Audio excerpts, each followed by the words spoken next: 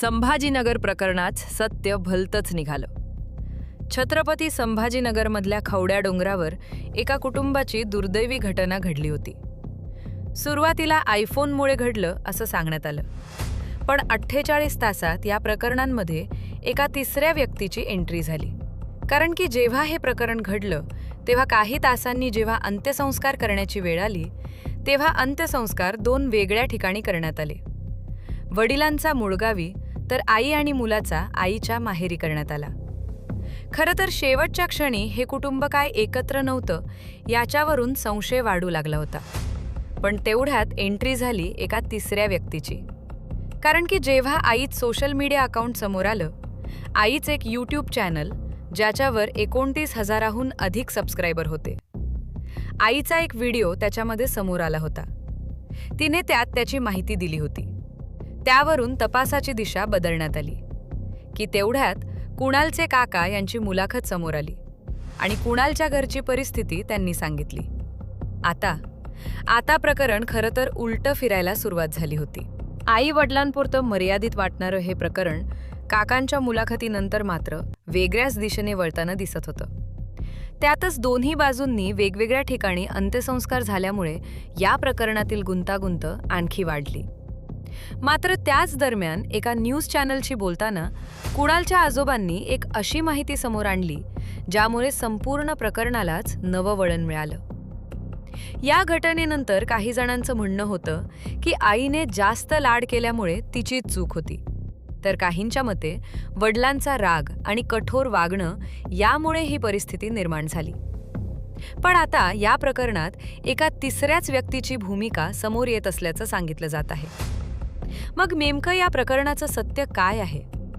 दोन्ही बाजूंचे अंत्यसंस्कार एकाच ठिकाणी का झाले नाहीत? कुणालच्या आजोबांनी न्यूज चॅनलशी बोलताना नेमकं काय सांगितलं? काकांनी घरातील कोणतं गुपित उघड केलं? आणि या संपूर्ण प्रकरणामागचं खरं सत्य नेमकं काय आहे? या सर्व प्रश्नांची उत्तरं जाणून घेण्यासाठी पाहूयात हा संपूर्ण आणि सविस्तर रिपोर्ट. छत्रपती संभाजीनगर जिल्ह्यातील देवळाली जवळील खवड्या डोंगरावरील एक 19 वर्षाचा मुलगा कुणाल जाऊन उभा राहिला होता. 3 तास त्याची समजूत घातली. आईवडील तिथेच होते आणि तो धक्कादायक प्रसंग घडला.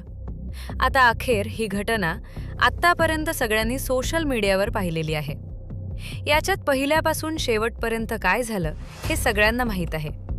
पण ही घटना घडल्यानंतर अशा काही गोष्टी उघडकीस आल्या की ज्याने हे सगळं चित्र बदललं. कारण की याचे सोशल मीडियावर अनेक व्हिडिओ व्हायरल झाले. पण या व्हिडिओच्या पलीकडे, या व्हिडिओच्या मागे जी माहिती दबलेली होती ती माहिती समोर आली. कारण की एक तिसऱ्या व्यक्तीची एंट्री याच्यात झाली. खरं तर डोंगरावर जे दिसलं ते सगळ्यांनी बघितलं, पण अंत्यसंस्काराच्या वेळी नातेवाईकांनी एक निर्णय घेतला आणि या निर्णयाने अक्षरशः पोलीसही चक्रावून गेले. या तिघांचे अंत्यसंस्कार एकाच ठिकाणी का झाले नाहीत? बाबांनी नेमकी कोणती माहिती दिली? काकांनी मुलाखतीदरम्यान काय खुलासा केला? आणि सर्वात महत्त्वाचा प्रश्न म्हणजे आईच्या सोशल मीडिया अकाउंटवरील व्हिडिओमध्ये दिसणारा तो तिसरा व्यक्ती नेमका कोण होता? या प्रकरणाशी संबंधित अनेक महत्त्वाचे धागेदोरे आता समोर येत आहेत.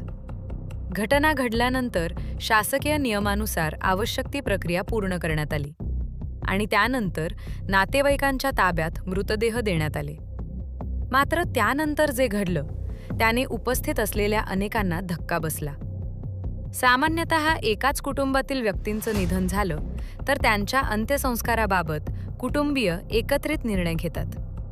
पण या प्रकरणात वडील मुरलीधर यांचं पार्थिव त्यांच्या मूळगावी नेण्यात आलं, तर आई संगीता आणि मुलगा कुणाल यांचे पार्थिव मुकुंदवाडी येथे नेऊन अंत्यसंस्कार करण्यात आले.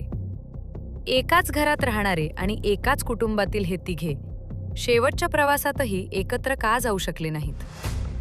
या निर्णयानंतर नातेवाईकांमधील अंतर्गत मतभेद आणि कौटुंबिक तणावाची चर्चा गावात सुरू झाली. उपस्थितांमध्ये कुजबूज होऊ लागली की वरवर दिसत असलेल्या परिस्थितीपेक्षा या कुटुंबाच्या पडद्यामागे काहीतरी वेगळंच घडत होतं. आणि याच ठिकाणापासून या प्रकरणातील संशय अधिक गडद होऊ लागला. हा वाद केवळ पती-पत्नीमधील मतभेदांपुरता मर्यादित होता का? की घराबाहेरील एखाद्या व्यक्तीचा या कुटुंबातील वादात हस्तक्षेप होता. दरम्यान संगीता यांच्या सोशल मीडिया अकाउंटवरील काही जुन्या व्हिडिओंकडे लक्ष गेल्यानंतर या प्रकरणाला आणखी एक महत्त्वाचा संदर्भ मिळाला. संगीता या यूट्यूबर असल्याचं समोर येतं. महिलांशी संबंधित विविध विषयांवर त्या व्हिडिओ बनवत होत्या आणि त्यांच्या चॅनलवर अनेक व्हिडिओ उपलब्ध आहेत. मात्र घटनेच्या काही दिवस आधी त्यांनी कौटुंबिक वादाशी संबंधित एक व्हिडिओ पोस्ट केला होता. त्या व्हिडिओमध्ये त्यांनी काही नातेवाईकांच्या कथित हस्तक्षेपाबाबत गंभीर आरोप केले होते. आपल्या संसारात काही नातेवाईकांचा हस्तक्षेप वाढला होता आणि त्याचा परिणाम आपल्या कुटुंबावर झाला, असा दावा त्यांनी त्या व्हिडिओमध्ये केल्याचं सांगितलं जात आहे. तसेच आपल्या मुलाला त्याच्या वडिलांपासून दूर केलं गेल्याचाही त्यांनी आरोप केला होता.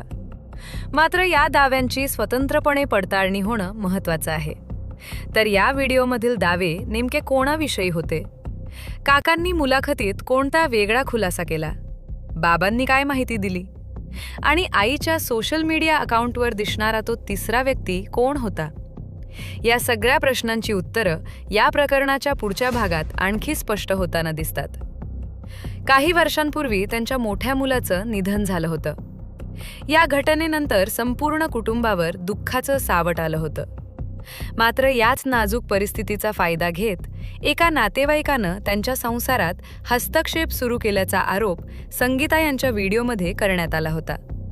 आता या आरोपाचा आणि तिघांचे अंत्यसंस्कार दोन वेगवेगळ्या ठिकाणी होण्याचा काही संबंध आहे का?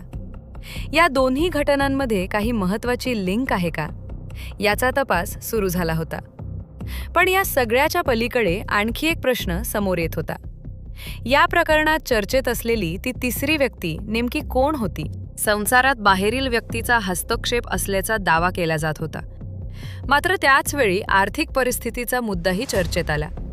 महागडा आयफोन, त्याचे हप्ते आणि घरातील आर्थिक अडचणी यामुळेच ही परिस्थिती निर्माण झाली का? कुणालच्या सख्ख्या काकांनी एका न्यूज चॅनलला दिलेल्या मुलाखतीत मात्र या दाव्यांवर वेगळीच माहिती दिली आणि प्रकरणाला नवं वळण मिळालं. काकांच्या म्हणण्यानुसार कुटुंबाची आर्थिक परिस्थिती अत्यंत खराब नव्हती. कुणालच्या वडिलांचा ट्रान्सपोर्टचा व्यवसाय आणि शेती चांगली सुरू होती. कुणालच्या शिक्षणासाठी मोठ्या प्रमाणात खर्च करण्यात आला होता. काकांनी असंही सांगितलं की कुणालकडे महागडा फोन आधीपासूनच होता. एवढंच नाही तर घरातील पाळीव कुत्र्यांच्या संगोपनासाठीही दर महिन्याला 7 ते 8,000 रुपयांपर्यंत खर्च केला जात असल्याचं त्यांनी सांगितलं. त्यामुळे केवळ फोनच्या हप्त्याच्या पैशांवरून ही घटना घडली हा दावा चुकीचा असल्याचं काकांचं म्हणणं होतं. मात्र काकांनी त्याच वेळी घरातील अंतर्गत तणावाबाबतही महत्त्वाची माहिती दिली. त्यांच्या म्हणण्यानुसार आईवडिलांमधील मतभेद आणि घरातील सततचं अस्वस्थ वातावरण कुणाल जवळून पाहत होता. कुणाल अभ्यासात हुशार होता, मात्र घरातील परिस्थितीचा त्याच्या मनावर परिणाम होत असल्याचं काकांनी सांगितलं.